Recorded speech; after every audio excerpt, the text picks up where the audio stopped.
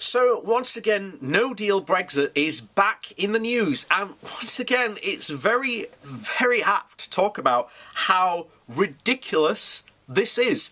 And this comes from the Financial Times. So make no mistake, when this story is coming about Brexit, make no mistake in thinking that this is biased. This is a expert going, this is madness. What are you doing? To a point where this, literally the article is called, a no-deal Brexit would be a lunacy wrapped up in stupid. The cost to Britain's economy and its standing in the world would be immense.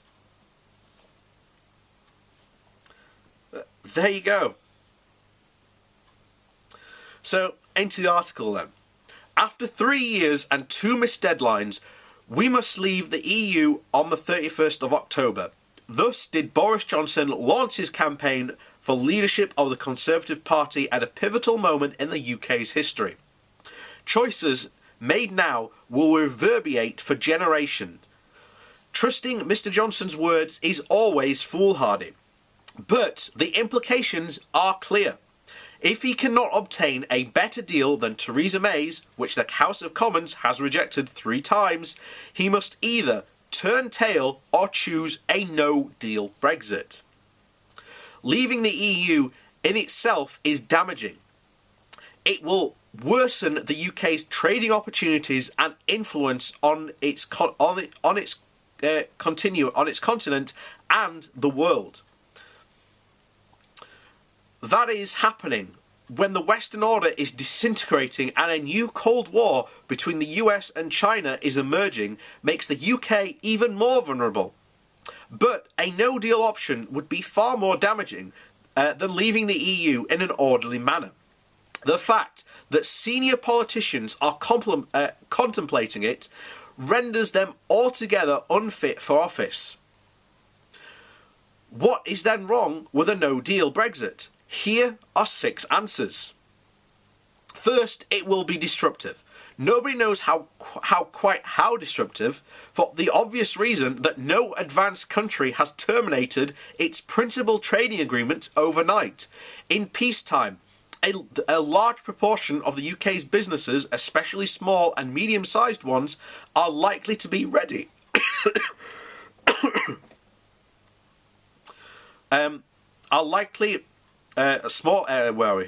I'll start again on that one. So a large portion of the UK's businesses, especially small and medium-sized ones, are likely to be ready, for the good reason that they still do not know what will happen. A confidential cabinet note has recently warned that the country will not be ready for October 31st. Second, the EU cooperation is in a no-deal Brexit. While real, it could be limited. The EU would ensure basic road, rail and air connectivity. Financial continuity should also be ensured. It would try to mitigate the fallout of a no-deal Brexit on the island of Ireland. In all, it would not set out to punish the UK, contradictory to what many Brexiteers believe. The UK would just be treated as a third country across the board, but the jump from being a full EU member to being this, a very different status, is surely to be disorderly, which is why standard trade agreements have long trading transition periods, far longer, in fact, than in the withdrawal agreement signed by Mrs May. Third, the long-running costs of being without any deal with the EU would be substantial. Some import sectors, cars for example, would face high tariffs, 10% in this case. The operation of complex supply chains would become substantially more difficult. It is very likely that the UK financial regulation would be deemed equivalent to that of the EU in such circumstances, with significant adverse implications for UK-based companies, and the ability for the UK-based professionals to supply services to the EU flexibly would probably disappear. Fourth, for such reasons, a no deal could not possibly be the end of negotiations, but the start of a new ones from a far weaker position. The EU would remain a far more important trading partner to the UK than any other, which is what we've been saying since day one. It doesn't matter.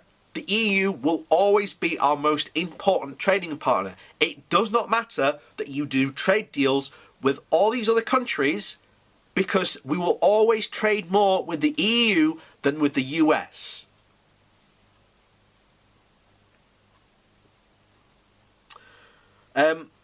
Reaching a good trade deal with the EU would remain a vital UK interest, yet to make progress, the UK would still have to satisfy the EU on one of the three principal areas of the withdrawal agreement: money, treatment of EU citizens, and the Irish border. Fifth, the EU knows that a no deal would weigh more heavily on the UK.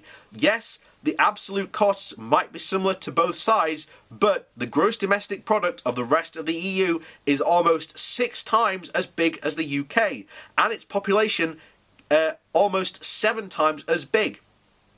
Which, once again, we are leaving this for no adequately justifiable reason, but there you go.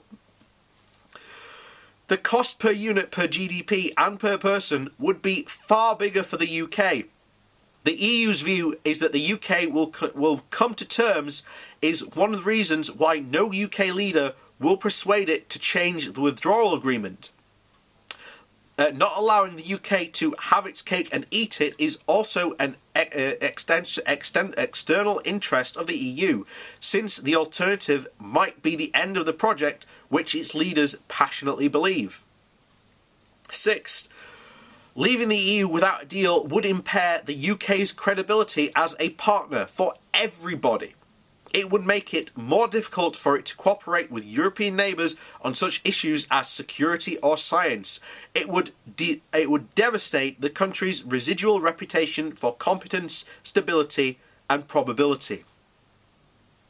No deal is either a lunatic or a confidence trick.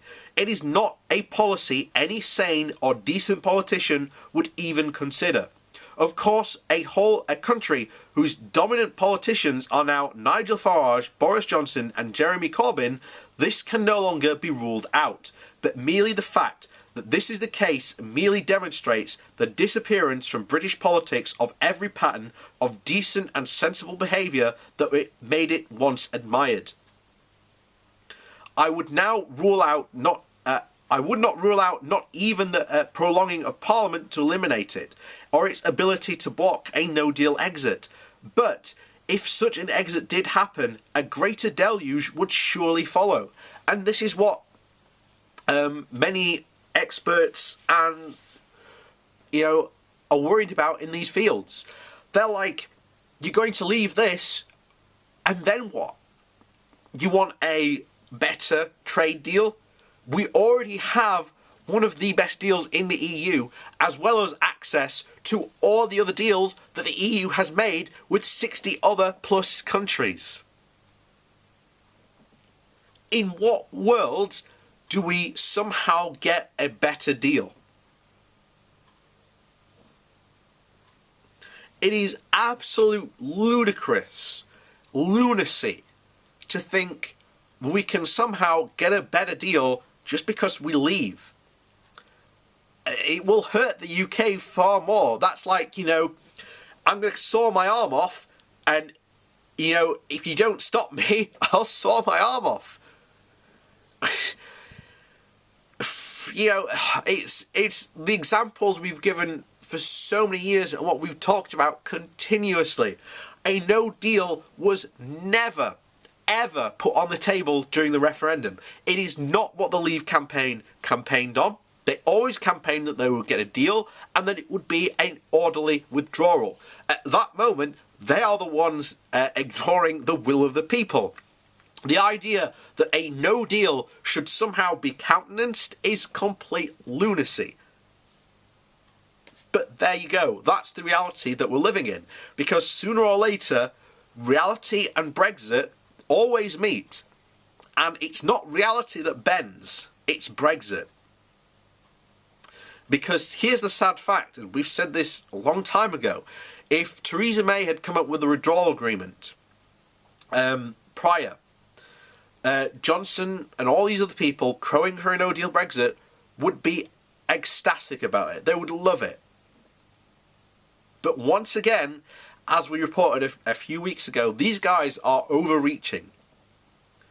You know, their idea, and we've even said this, you know, Dominic Raab wrote a book about how somehow the EU is keeping the UK chained down.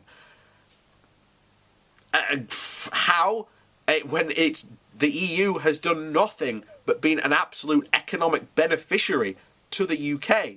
And when it's done nothing but improved the status, everything that is wrong with the UK currently has been because of the policies of austerity pursued by our governments. And if you think that austerity is done, wait until Johnson gets in, because he's already announced a tax cut. One of them already wants to get rid of VAT, which would again blow a massive hole in tax revenue for this country. Yeah, we are truly living in an absolute ridiculousness, and it's really worrying what's going on. It really is. And there's only one guy in the running who's saying that this is crazy. Now, I personally hope it comes down to him and Johnson, and I hope he wins. Not Johnson, the other guy, I can't remember his name now, but he's the only one advocating not for a no deal. He's saying, look, this is stupid. Why should we do it? Fair enough. He's right there. I think a debate between them would be very interesting. I'm not sure I'm going to be here for the debate. I go away on Wednesday. I won't be back till the following Wednesday. Hopefully I will be able to produce enough content to cover that gap, but we'll see. But there you go.